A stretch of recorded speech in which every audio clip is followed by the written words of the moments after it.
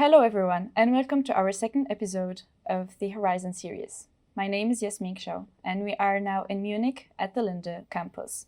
horEYEzon is an online series brought to you by the European Young Engineers volunteers to broaden the horizons of their peer engineers by providing a platform for exchange with leaders of society.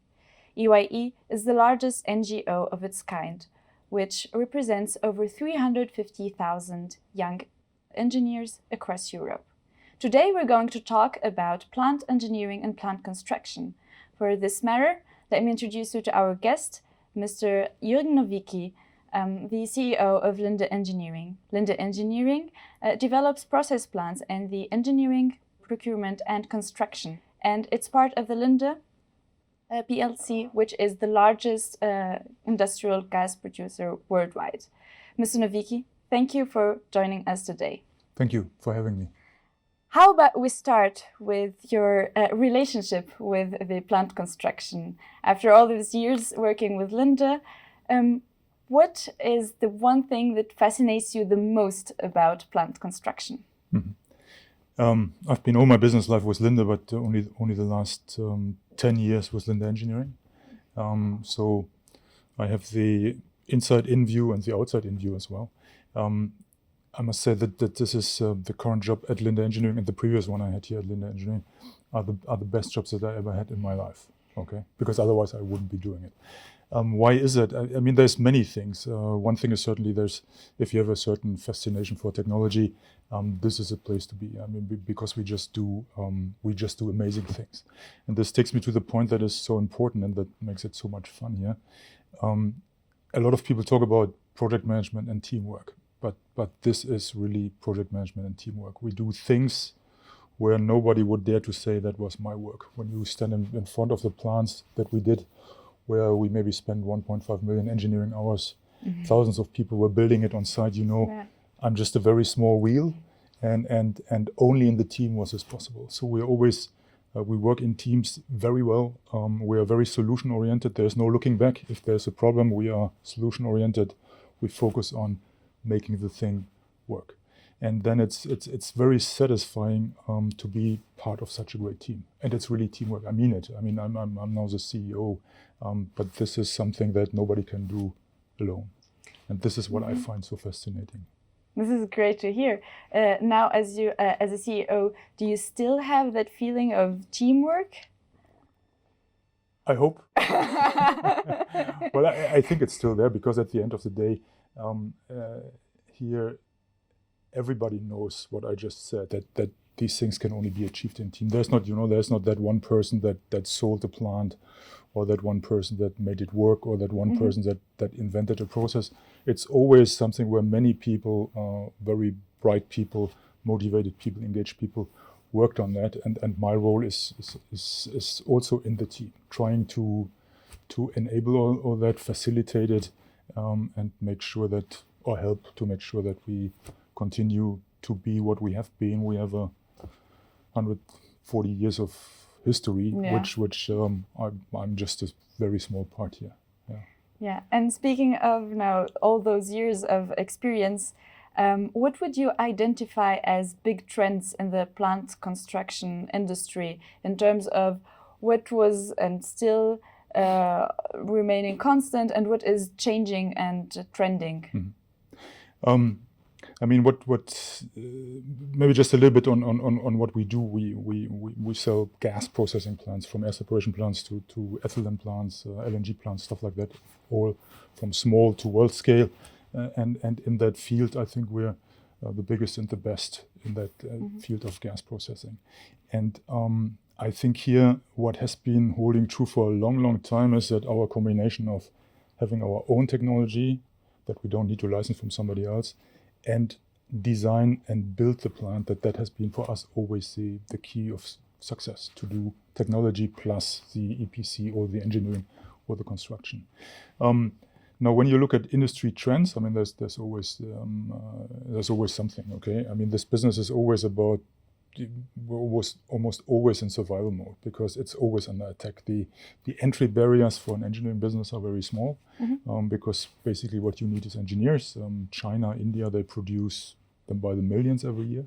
Yeah. So there's always competition. It was I don't know, in the 60s it was the Japanese, in the 50s it was the Americans, in the 70s it was the Koreans, and 80s now it's the Chinese and the Indians.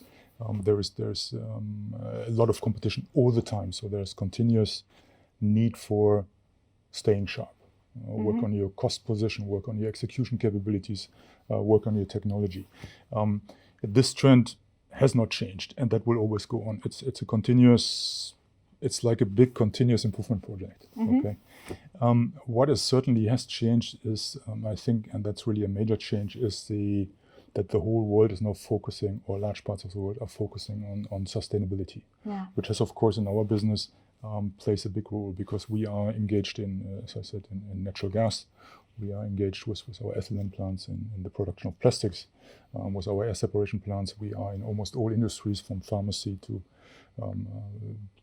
steel, chemicals, whatever. So a lot of our customers are under pressure to not just under cost pressure and crisis pressure, which is currently being exerted by Corona, but also a lot of our customers suffer from the decline in the oil price, which has a big input on them. But this is really questions now many business models. This trend to sustainability. I mean, is there a future for fossil fuels? And is there one? But how long will it be there? And a lot of the business models of our customers are based on fossil fuels. So when you look at the large petrochemical companies like the Exxons, Shells, BP, and others, Total, they are all currently reviewing their business model and look at how can they survive, because it's really for them now has become a question of survival. When you see, for example, when you follow the industry like Exxon was just thrown out of the Dow Jones index. I mean, they had been there like forever in the Dow Jones index. Now it's not. It used to be the world's most valuable company. Now they are one of many. So this is currently really a trend that also threatens us as Linde Engineering. So we need to come up with solutions. And we've always had the attitude that we are not part of the problem, we're part of the solution. Nevertheless, it is currently, the pressure is enormous on sustainability. Everything is questioned. And I think the way these discussions are led via social media, TV, and so on, there's very little room for us to show where our value is to the public, I would say. I think when I talk to our customers, they know that. But it's very difficult. It's very easy to attack, let's say, big industry or big oil, coal, and all these things. But it's always a very one-sided view, and I think it's important that we get a little bit of a balanced view. But in any case, I think whether you believe in climate change or not doesn't really matter anymore.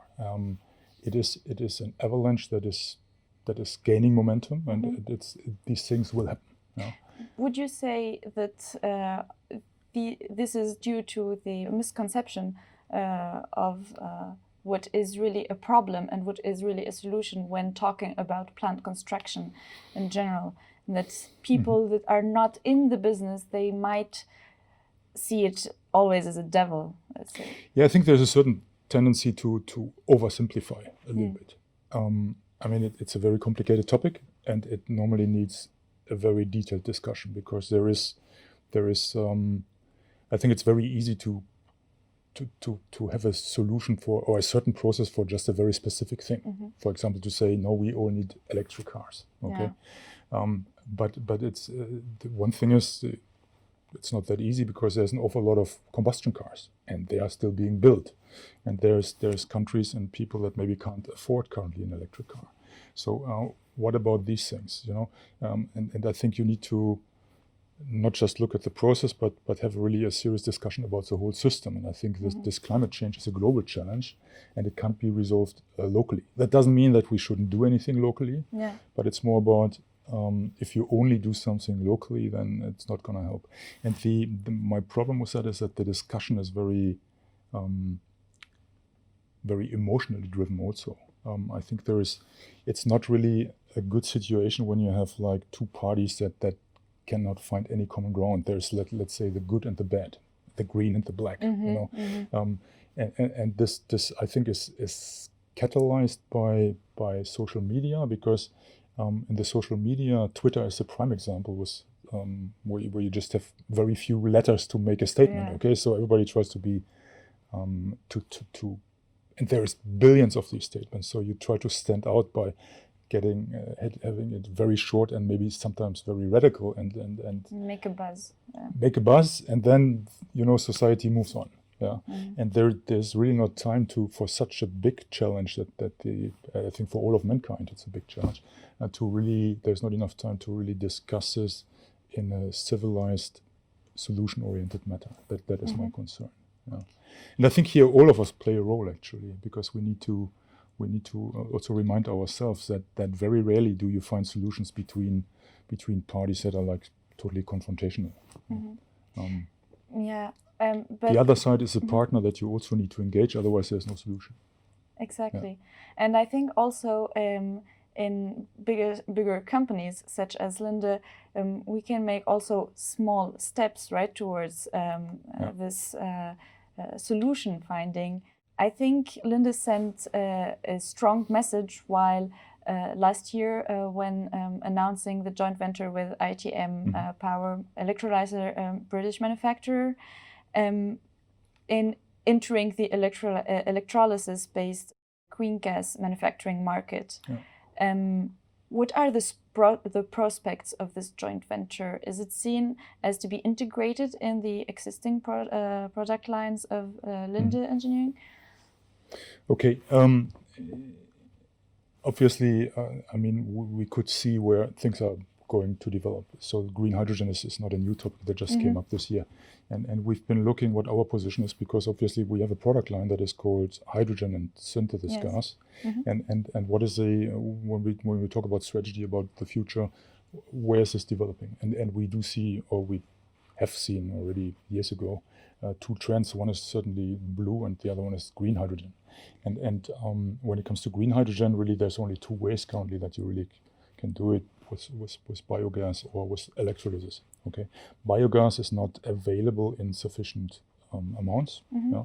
So this will be, when you talk about purely green hydrogen, this will be carried by electrolysis until there is maybe a different process to do it. But currently it looks like this is the most efficient one. And then we started looking and we started evaluating, because on the electrolysis side, there's lots of technologies, and we asked ourselves, what do we need as a technology EPC company, as I said, because we think the key is in combining these two capabilities. Yeah. And so it was clear we need that technology in our portfolio. Currently we do reformers mostly for hydrogen production, but that may come to an end unless we find some green fuel to power that. And then we started looking, and we found several companies, and we looked at the technologies, and then decided to take an equity share in ITM, which is a very synergistic, I think, relationship, because ITM has a technology and is very focused on continuing to develop this technology, and they are very well positioned with their PEM technology, and what we bring to the table is our engineering capabilities to really get this going in a chemical cluster, in a brownfield operation, how to scale it up from currently very small. Let's face it, currently electrolyzers are extremely small. Yeah? The world's largest ITM currently is building world's largest electrolyzer here in Germany in a refinery. That's a 10 megawatt electrolyzer. And if that electrolyzer was running all day long, 24/7, 365, then it could just provide 1% of the hydrogen that's needed in that refinery. Okay, yeah. So that shows you a little bit. There's a huge scale up, and this is the idea. So we formed this joint venture where we want to help our industrial customers on large scale production of green hydrogen. And what we see now is certainly, it's moving much faster than we thought initially. So we need to also make some changes here. We see lots of combined projects where, for example, on mobility, it's normally now that maybe customers ask for an electrolyzer, maybe for a liquefier, but also for a fueling station. Okay, and we are also, Linde Engineering is the world's largest manufacturer, market leader for hydrogen fueling stations. And now we see more and more of these combined jobs, so that joint venture will have the engineering capabilities to bring technology and execution together. And it will play a very important role in our strategy going forward. Yeah. And on the same organizational level, maybe last year we also, or beginning of last year, we witnessed probably the largest M&A operation in industrial gas industry with the merger of FlexASU and Linde PLC. How are you working on merging the two business models into only one legacy, and how is it interfering also with other joint ventures and other plans for the future? Yeah, that's a very interesting question. And I've been doing this now for the second time because we had a large merger in 2006 with BOC, a British gas manufacturer. You know, these joining of companies are normally done for obviously mostly for economical reasons. So you want to make more money, have higher sales, grow faster, and you also want to realize synergies between the two organizations. And this is where the problem is, and really in the integration, you have, let's say, two kingdoms in many areas, but there's only one king can survive. So that means that there's sacrifices on all sides, because things will not work the way they used to work. Maybe you don't have the responsibilities you had before.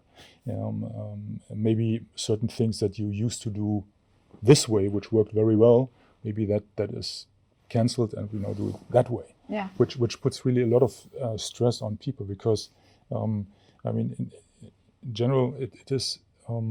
We have two very proud, very successful organizations, and something has to give now. And this is a challenge also for leadership, to make sure that this whole thing doesn't fall apart, but comes out stronger than it was before. Yeah. But I must say, it is a lot of stress, or has been a lot of stress. I think we are through the worst now. This has now been going on for a year, almost 2 years. But this is normally the challenge, to really, you need to be close to the people. Technically, it's really no big deal, because technically, normally, you know this as an engineer. I mean, you look at things, and then you evaluate them, and then you go this way or that. Yeah? Or you say, it doesn't matter, we can go both ways, so let's pick one. So the technical matters of a merger are just a question of time and money. But there's so many human questions, and that is maybe the most stressful for the organization. To make sure that you don't become totally self-focused, but don't forget that you have a business to run, that you have customers, that you need to generate new business and things. But I think we've managed this quite well. It has been a very quiet merger. You've read probably very little in the newspapers. I think we have done a decent job. It wasn't easy for many of our employees, but that's a little bit the nature of these mergers. Yeah. What would you say the top 3 things that you've done that brought you through this merger successfully? I think there's not that you can't really put them in as there's so many things. As I said, you know, especially in a large company where you have different nationalities. I mean, we have on this campus sometimes 70, 80 different nationalities. But Linde Engineering is global, so we have a strong base in China. We have one in the US. We have one in Europe, and many small offices. So there's so many different challenges when you go there, and you can't really say, this is more important than that. It's more, there's an awful lot of problems that all need to be resolved. Yeah. I mean, what gets you through this is certainly that you try to remind people that we want to stay calm, we want to treat each other with respect, and we want to come out with a solution that makes things better, not worse. Yeah. But sometimes it's difficult. Yeah. But I had done this before, so I knew a little bit what was coming. It is a lot that you also learn at university about change management. Yeah. And the problem with change management is, you know, people don't want to change. It's really, you know, with me it's the same thing. I can tell you everything about change management, okay? But when the change knocks on my door, you know, I don't want to change, okay? Yeah. Because change is just inconvenient, uncomfortable, and people don't want to do that unless there's really a burning platform. You know? Sometimes that is it's necessary, right? Yeah. And this was a lot of change, so that's why such a merger is difficult. Yeah. Now, in our last episode of this horEYEzon series, we talked with the chairman of the Boston Consulting Group about consulting and engineers. And we've seen in our surveys that a lot of engineers have now the tendency to go to consulting right after university. So plant. Why would you do that? See, plant engineering right now, or the plant engineering industry is not only competing with its peers like Linde Engineering and the others competitors, but also with big companies that want to have those engineers. Sure. So what is the strategy, your strategy at Linde, to attract those the top talents to you? Yeah. Firstly, let me say, I mean, what career path you choose, I think there's many industries and many services, and consulting is Boston Consulting is a fantastic company. Certainly a good place to work. I have no doubts about that. But it's obviously something very different. So gladly, not all engineers want to, let's say, work for Apple or work for BMW. BMW has also demised a little bit. Maybe car industry is not that popular anymore. It's now other industries. But of course, there's lots of opportunities for engineers, and we have to make ourselves seen and heard. Okay. One thing I said when it comes to engineers, one advantage we have that, for example, Boston Consulting doesn't have. Our founder appears in most of the physics books, so they have heard about us. You know, sometimes a lot of outsiders think that Linde does chocolate or something, or that maybe Praxair was an airline, because they are so far away. We just don't do any consumer products. So that really helps, that a lot of engineers know what Linde is and what Linde does and what it's about. And then, of course, we try to be present with education. So we visit schools, but we also go to universities and offer a lot of internships and PhD slots. And a lot of these people stay with us, which is really a great entry, because we both had time to get to know each other. And then people after an internship or after a PhD, they know what this is about. Yeah. If that's still not that is still not enough, I think we also have to be open to what are we being criticized about. And here in this business, it's really, you know, it goes in very steep cycles. I mean, there's quiet periods, but there's also extremely busy periods. And a lot of people are deterred by the fact that our plants, you know, they are built in the strangest places, somewhere in Siberia or in the middle of China, far away from civilization. And people need to go there, and sometimes need to go there for many months. So we need to find solutions for that. I mean, how can we, also for those guys that we need, how can we keep this attractive, give them also their balance, let's say, with private life and family, and how do we combine that? Yeah. This is where we have many solutions that we offer. Yeah. But it is difficult sometimes to find certain qualifications when we compete. Really, let's say for electronics engineers, they are in high demand right now in the electronics industry, but also in the whole IT world. Yeah. So it's difficult. So we have to make ourselves known, and that's one reason why I'm here today. Of course, it is also speaking about what we do, because not many people see what we do. But once they start seeing it, it's really, I mean, that just doesn't let you go anymore. That these things that we built, they are miracles. Okay, really, it's I mean, it takes 5 years, 3, 4, 5 years to build these things, and there are thousands of people and millions of engineering hours. And it's just, if you have a certain fascination, I would say, for technology and maybe also for big things, this is where you want to be part of. Yeah, but not everybody goes that direction. There's also others. Now I'd like to dive with you a little bit more into energy efficiency and new technologies. Now, a new challenge for modern plant construction is with the adoption of renewable energies within the operations. Industrial processes need indeed to cope with fluctuating sourcing patterns, and plant operations have to be flexible. In cooperation with the Germany's Ministry of Education and Research, Linde Engineering started this project, so-called FlexASU, in which the flexible operation of air separation units with renewable energy input is projected. Could you tell us more about this project? The idea of large process plants is normally that they once you start them up, that they run, and then they run very, how can I say, straight. Okay, so what you want to avoid is shutting it down, bringing it back up, because you're dealing with high temperatures, with high velocities, with high pressure and all these things. And the best is then that you reach as quick as possible a stable state, and then you remain there as long as possible, because that is the most efficient one. And the owners of these plants normally have just plant maintenance that you say, okay, every 5 years or so we shut this thing down and then renew things. Now, the challenge was renewable energies is that obviously, especially when you directly it's on the net, that they fluctuate. So at night there is maybe no sun power, but maybe a little bit of wind. There's maybe less energy available, and I think for the bodies to manage the network, the electricity net, it's important that they have that they maybe can reduce or increase demand to keep it stable, and our plants normally don't qualify for that for the reasons I just said. So for us the challenge was to develop a plant that you can, let me exaggerate a little bit, can you switch on and off like a coffee machine? Okay. And with an air separation plant, that is especially difficult because you're dealing with very low temperatures. So you need to reach that stable state where everything is cool. It's a cold process, obviously, and you don't want it to warm up again. And then, because the problem is not just that you need, again, energy to bring it into that state, but it exerts a lot of pressure on the materials. For example, there's big heat exchangers in there, and if they have a steep temperature gradient, then that attacks the consistency of the heat exchanger. So the material will break or will leak, stuff like that. And so this is what we had to solve. And nevertheless, like a good engineer, we said there's everything's possible.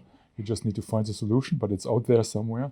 And we've now, I think, with that FlexASU, we've designed a plant that can operate in a very wide range when it comes to capacity. It's still not that you can switch it on and off. That's not the idea. But normally you would have a very small operational window that you say, I run this, let's say, somewhere between 97 and 100% of capacity. That's the optimum window. And now this is more designed that you have a very wide window where you can turn it down, maybe run at 30, 40%, change the mix with oxygen and nitrogen, and then bring it quickly up again without having all these problems that the change in temperature and things bring with it. That was the idea. And this makes the plant more expensive, so you need to find the right application for it. That is one of the biggest challenges right now is when it comes to sustainability, renewable energy, that everything is more expensive. Because there's additional challenges that you now need to overcome. And specifically for this project, with the German Ministry of Education and Research, what kind of support is Linde Engineering getting from them? Yeah, there's obviously an interest from the government, from the state, not just in Germany, but all over the world to bring these innovations forward. And the problem with these innovations is that a for-profit company normally cannot continuously invest in things that don't make any money, but just lose money. So here there is a little bit of help, I would say. It doesn't solve the total problem. Linde still has to invest and then hope that this develops into a business where we can regain our development costs. But it helps a little bit to get over the hump. And what kind of renewable energies are seen for this project? I mean, at the end, the air separation plant doesn't care where the power comes from and what color it has. It's more that we are now able.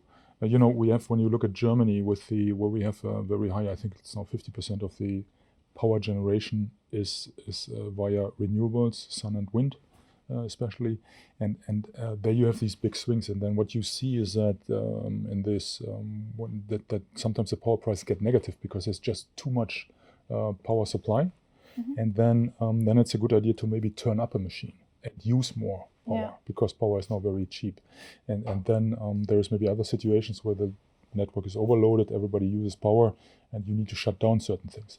And then this is now where we or our customers would be able to follow that guidance and say, okay, we can shut down or we can bring it up. That would be the idea. Okay, great. And now talking also about energy efficiency, first of all, are there any estimations of the Linde's share of energy consumption from Germany? I mean, it's a little bit of science in itself because there's definitions and so on, scope 1, scope 2, scope 3. When it comes to our plants, it's actually, or when I look at Linde Gas or at our business, it's actually fairly easy because the plants are obviously designed, and we know exactly what the power consumption is on these things. It's metered very precisely. Also the output, the gases we produce. When it comes to distribution of gases, we know exactly how many miles we drive every year. Yeah, so I think that energy consumption that is significant for our business. We can very precisely monitor that and do that because not just because it's important for sustainability, but it's also it's our biggest cost block after personal cost. Yeah. So this is not just now, but has always been in focus to see, I mean, how can you optimize that? How can you buy energy globally? Because they have very different contract structures and so on. So we have that is very easy to monitor. And what is Linde Engineering doing, or what are the current plans to achieve more energy efficiency, for example? Yeah, that's also a continuous effort. That's not new. Because when you look at these plants run for 15, 20, 25, 30, sometimes 50 years. So the biggest cost is not really the investment. The biggest costs are the operational costs over time. And then here energy and personal costs play the biggest role. And when you look in the separation plant, it's really the energy cost because everything is, there's not that much labor. There's a plant operator. Many of these are monitored remotely. So the biggest cost is really energy because the air that we take is free. And then plant maintenance. So there is a continuous focus on what can you do. Nevertheless, though, when we now talk about air separation, there's different processes. But air separation is a very mature process. Yeah, I think many of you and your colleagues have met Carl from Linde in their engineering books as the inventor of the air separation process. Yeah. So it's 150 years old. So that process has been optimized, and then you go like in this S curve, and we are on the far right end of the S curve. So to achieve just a little bit more of energy efficiency normally drives cost enormously. Because there's many things you can do. You can maybe have better bearings in the rotating equipment. You can have you can try to somehow recover heat from machines and so on, but it gets very, very tiny and difficult, and the progress is very small. So when it comes to air separation, I think that process is very efficient, and there's very little left in that very classical process. But of course, you could think about other processes, how to produce these gases. Electrolysis, we talked about. That's a very different technology. There's again a lot to optimize. Currently these electrolyzers run with 65-70% efficiency, and there's the next target for engineers to say, how can we bring this up? So there's a continuous work on all our technologies that we have to save energy, as that is one of the biggest cost drivers. Yeah. Now talking about new technologies and about as well the cryogenic air separation units and how they considerably have high CO2 footprint. Now we know there are a lot of other technologies such as membrane separation technologies that are developed right now, and Linde already has gas plants working with those membranes powered by Evonik, for example. Do you see this as a disruption to the core business of Linde, starting working with such technologies such as membrane separation? I wouldn't say that membrane is a disruption, but it's a very, very valuable addition because I think then we have three processes, and basically we have the adsorption, the membrane, and the cryogenic process. And all three of them have their place. I think when it comes to very large scale or very high purities, it would be cryogenic for the foreseeable future. If it comes to mid-size, very efficient, but maybe not that high purity, it would be the adsorption. And when it comes to smaller sizes, currently at least, then the membrane is the best solution. And the membrane is also very selective, so we have membranes for helium, for other gases. So that is what makes the membrane so interesting, because you don't need any rotating equipment anymore. There's very little moves in these things. Currently is a good word that you used, because do you think these membrane technologies are going to be more mechanically stable, that you can scale them up and use them maybe towards replacement of the cryogenic processes? Or currently I couldn't see that it would replace cryogenic, because that is a huge upscale that you would have to do, and that it's not necessarily then cheaper. Because the air separation plant, once it's built, it's actually fairly low maintenance because it's very, very optimized and has a fairly low cost. With membranes, when you scale that up, you run into different problems. And the membranes, of course, need to be replaced and stuff like that. So I think they all have their place, but it's not cannibalizing. Maybe a little bit between adsorption and membrane. Yeah. But I think they have their good place and can coexist, all three of them. Now, there are digital twins that are provided. For those who are not familiar with the term, a digital twin is an image of a process that is behaving like the actual one, best case. And this saves costs and time, of course, for development and optimization. So how have such modeling processes and simulations changed the work in the plant engineering? That's also a long process that has started long ago, because we came from, as designers, they came from the drawing board to the two-dimensional design systems to the 3D, and then the next step is really to not just do the graphical stuff, but also model the process in 3 dimensions. This has now an awful lot of different aspects. There's one thing is on the customer side. For the customer to have that digital twin, to basically have all information about this, including about spare parts, about parameters and everything, have that all digital means for our customers means a lot of productivity gains. Because when it comes to, these plants are repaired, they are remodeled, they are debottlenecked and stuff like that. So it has a life over time and changes, and it's much easier now to keep the documentation up to date and know what you are currently, what you have. And then there is this modeling aspect. Now you can actually try out things, because it's not just a graphical model, it's really the whole process is in there, and it can be simulated. To really now test out new designs, run scenarios on these things. There is so many areas that have an impact on plant lifetime, on plant cost, on output, on energy consumption, that there's really endless possibilities. So also this is something also that Linde Engineering is working on? We are actually not just working on it, I think we're also already marketing that. We have now just very recently, we have actually sold a model of what we call the model of a furnace, the digital twin of a furnace, an intelligent furnace now, that resides on computer systems, and where you can actually not just monitor your equipment and see exactly what's happening, you don't just see now temperature and pressure and things, you now see really the whole thing. You can see with the colors how the temperature distribution is across critical equipment, all these things.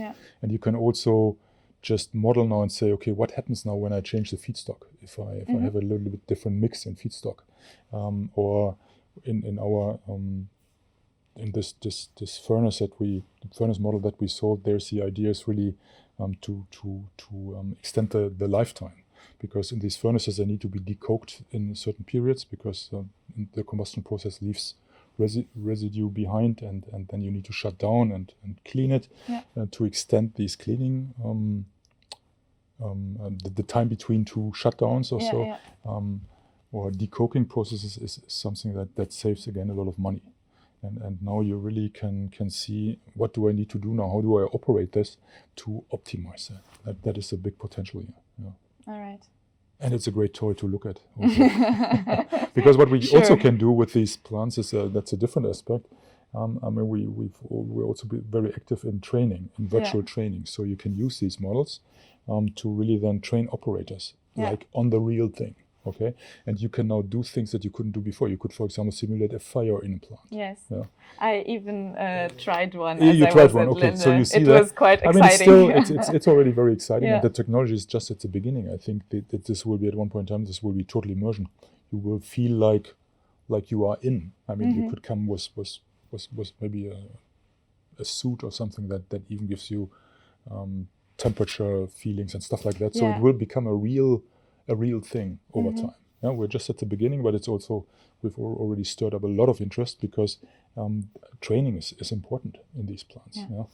And that is a big step forward. So there's many aspects on digital twins and digitalization for this. So we came now to the last part of our interview where we'd like to get to know our guests a little bit more on a personal level and to bring them closer to our audience.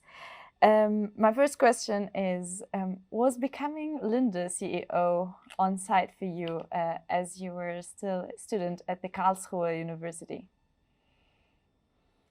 No. It's always in life. I mean, that was never really planned. Mm-hmm. I came to Linde a little bit by accident. That was I had written different applications and I had already signed a contract with a different company. And then I got this but I was still in Karlsruhe in my little flat there. And then I got this invitation for this interview. And initially I didn't want to go, but then I thought, well, I go. Maybe it's interesting. I was a little tight on money, and they always gave you something to eat and some fuel money. So I went there, and it was actually a very nice, very nice discussion with my future boss's boss. Mm-hmm.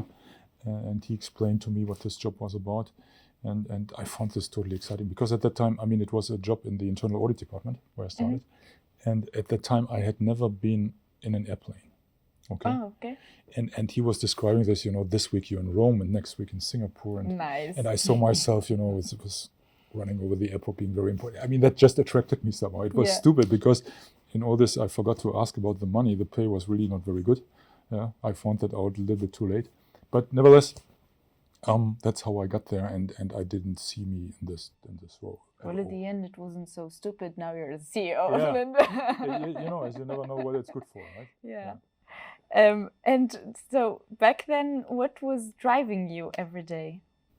I mean, I certainly wanted to achieve a certain income, to afford certain things. Mm-hmm. I mean, I think we all have that experience. Probably, or normally most of us, that money is a tight resource, and you'd like to enlarge that. Okay. Of course. So I was looking for a good pay, and what you learn quickly once you start working is, especially in large companies, it has a lot to do with hierarchy. Okay. Mm-hmm. So I did certainly plan to get promoted somehow, mm-hmm. But I didn't have like a concrete position or so in my mind. Yeah. But this was certainly one thing that was driving me. The other thing was that this was really a very interesting job. I could learn a lot. I mean, I found it interesting. I was a beginner from university, and then I would go on these audits, and you would go to very established businesses mm-hmm. with very established managers, and you would like check on them, which I found somewhat outrageous, because mm-hmm. I had no clue about anything, and then I would go there and challenge a manager of a foreign subsidiary on how he would run his inventories and stuff mm-hmm. like that. Yeah. So that was I found that really very, very interesting mm-hmm. to deal with the different people, to learn from them, to understand what they do. Mm-hmm. And for that, this internal audit was actually a very good entry. I mean, it sounds boring to many, but this was not an internal audit where you just check on books or something. It was really, you would go there, you would look at manufacturing, at inventories, at sales, and all these things. Mm-hmm. So it was that was what was driving me. And one thing that kept me at Linde and also keeps me ticking today is really that Linde is for me was always a very welcoming and friendly company. Mm-hmm. I mean, I've always worked with very friendly people here, people that don't have like political agendas or so. That is somehow not in the. I mean, Linde was always about getting along with each other, not making somebody else's life difficult. Oh, of course, there's always exceptions, yeah. But the general thinking is that is not finger pointing and things like that are not Linde-like. This is not how we do things. Okay, and that's what kept me there for so long, because I've now been with this company for many years. Yeah, and now that you achieved what you were aiming for before, what is driving you today? And many of the things I mentioned, I mean, it's still fun to go here, and I think I can only recommend to you also and the colleagues that are watching this, I mean, you need something that you enjoy, okay?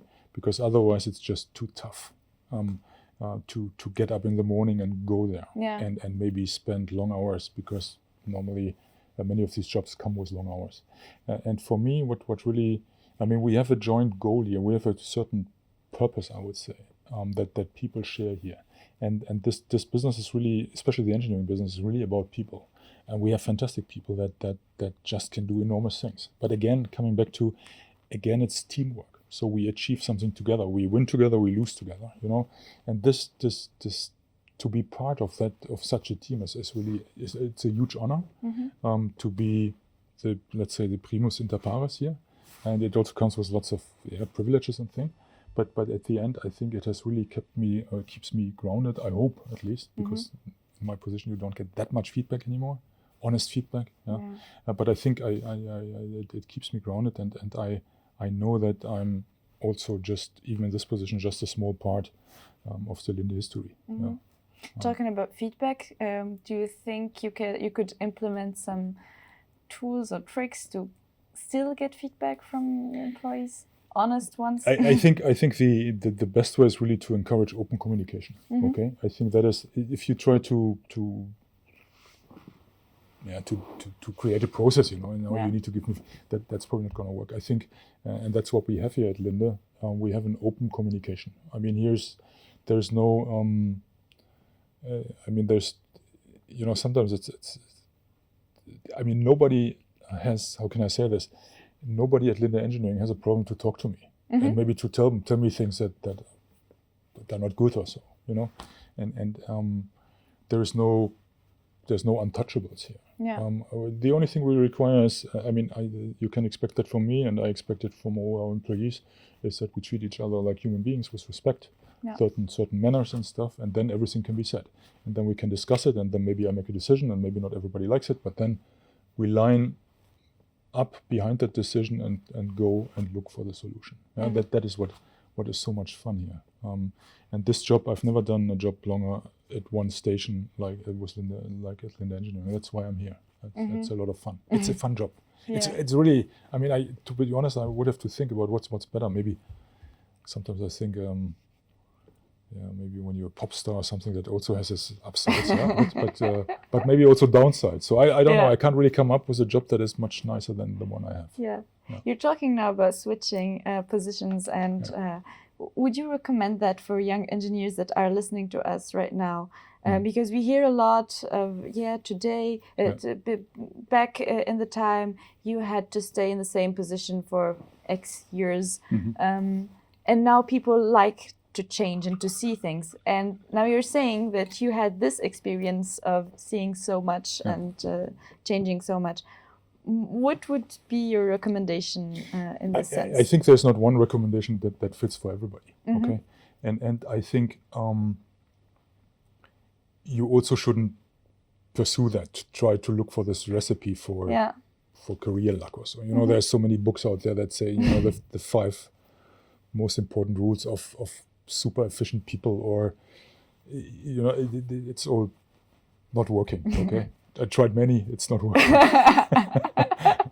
No, it's really more what do you want personally, because I think we have lots of people here at Linde Engineering that are brilliant and very important, and they are happy with what they do, and they've been doing that for 30 years. Okay, maybe designing a furnace or something, and that is extremely important. And but there's also people that say, I want to I also wanted to climb up a little bit the hierarchy, that also want to do that, and then you need to. I think then change is important. I mean, if you want to get somewhere, you need to show.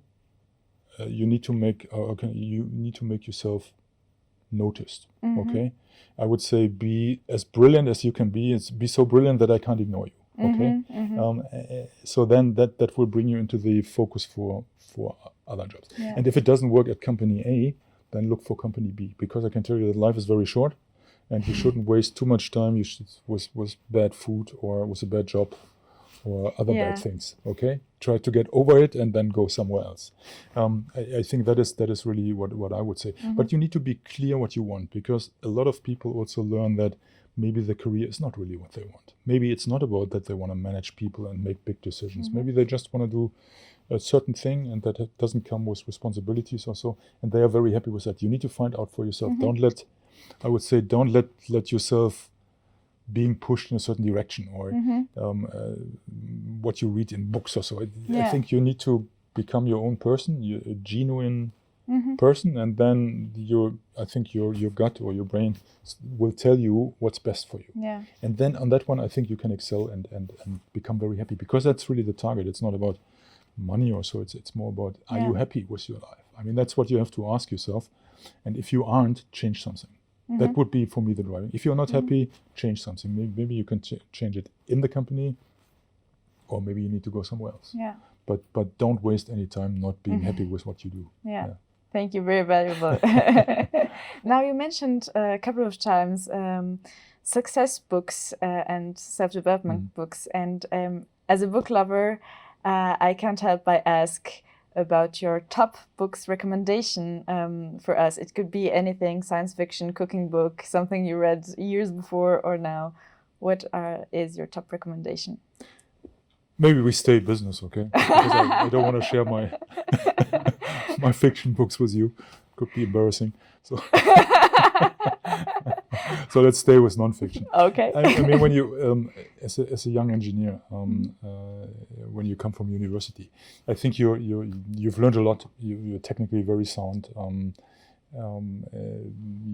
You can do the math. You know computers and everything. So that is all there.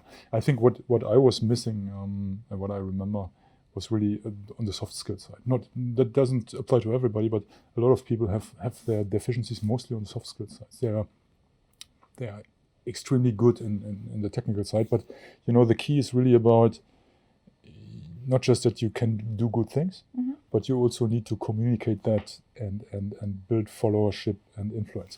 So here, this may be books that I would recommend, and one general recommendation on business books, okay? Because it's a big industry, and every year there come new books, okay? Yeah. And I would say, look at books that have been around for a while, that go into the 2nd, 3rd, 4th, 5th, 10th edition, because they seem to have something that others don't have. The ones that show up on the bestseller list and then disappear, and nobody talks about them 2 months later. Those are not the ones. So my recommendation would be about very classical business books. Okay, and I start with the one that I find still really very insightful. But it is from the 1930s. It's the title is How to Make Friends and Influence People, from Dale Carnegie. Yeah. Fantastic book on communication. I agree. I mean, that's good, because I think that's really one of the best business books. It's out there, has been there for like almost 100 years in many different editions, but it's still amazing when you read it today. It's like it applies to many things, okay? And it's about, what is it about? It's about how to communicate well and build followership and make people move in a certain direction. It's not about manipulating people, because it has a negative connotation, I would say. It's really about being able to communicate well, to be a good listener, to have just good communication. So, fantastic book.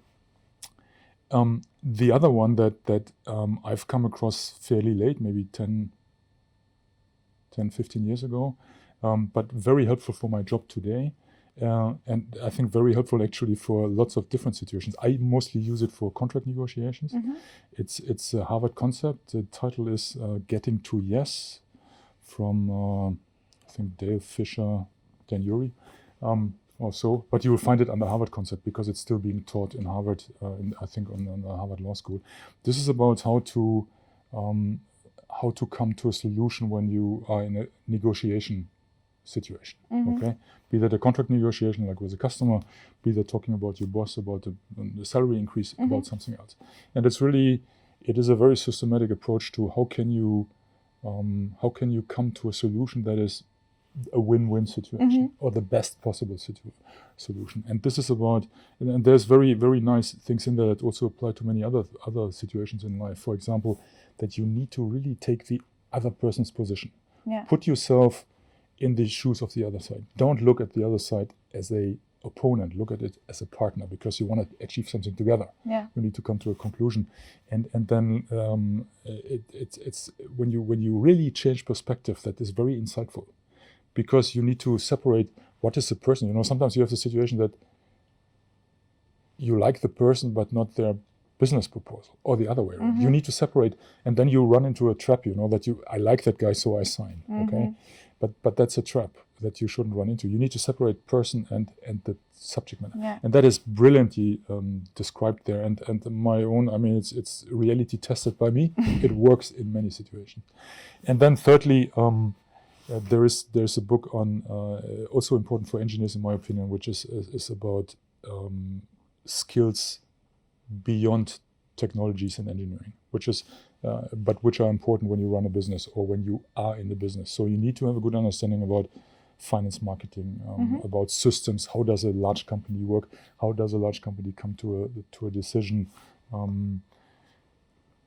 How does a large company manage people? How do you manage yourself? You know, and that book is called. It's called The Personal MBA.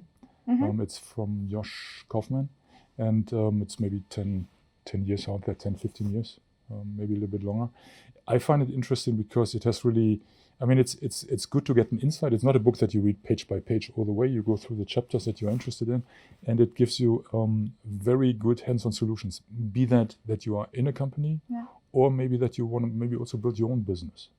Because this is all know-how. And Kaufman came from the position. I think he really said, to take an MBA course is bullshit. Just read my book. Not sure if it's that good, but in general, the book is very good and is very insightful. Yeah. And this gives you a little bit, I would say, honing on the soft skills, because I wouldn't have. With engineers normally they come with very strong technical skills, and this is maybe a little bit missing sometimes. Yeah.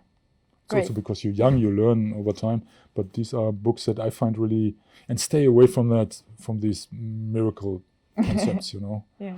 These 3 things you have to do, and then no, it's not going to work. No. Okay. And Dale Carnegie he has also written other books, which are all very interesting. For example, it's called How to Stop Worrying and Start Living. Okay. Also very insightful book, also from the 30s. He was a very interesting guy. There's still the Dale Carnegie Institute out there today teaching his approaches. Very interesting guy. Great. Thank you for the list. What is your last message for the young engineers that are listening to us right now? I've talked so much. No, I think I said this already. That when you look at yourself, one experience you have, once life progresses and maybe you have a family and you have kids and so on, and very quickly do you turn into the youngest person into the room to the oldest person into the room. You wouldn't believe how quickly that goes. And I've gone through this because I used to be the youngest person at Linde in many things, and now I'm one of those dinosaurs. So really don't waste any time with things that you don't like. It's really, that doesn't mean like give up after 5 minutes, okay? But that is a certain process, and then you need to really evaluate yourself and ask yourself, is this the right thing for me? Because my conviction is really, if you do things that you don't like, you can't excel. You can't really be good. You can't really develop the best.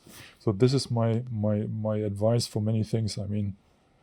No bad TV shows, okay? No bad dinners, no bad jobs.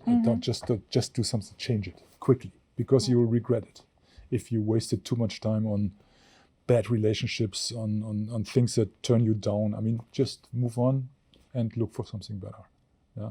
Always, and don't be afraid of the change, because that is what's holding most people back. Oh God, I have to move somewhere else or so. Don't be afraid. The world, the sun will come up again. Yeah. and normally, normally things change for the better. That's my experience. I can't agree more. Thank you. Well, thank you very much, Mr. Nowicki. Thank you for the opportunity. And thank you all for joining us today in this episode of the HorEYEzon series, presented to you by the European Young Engineers.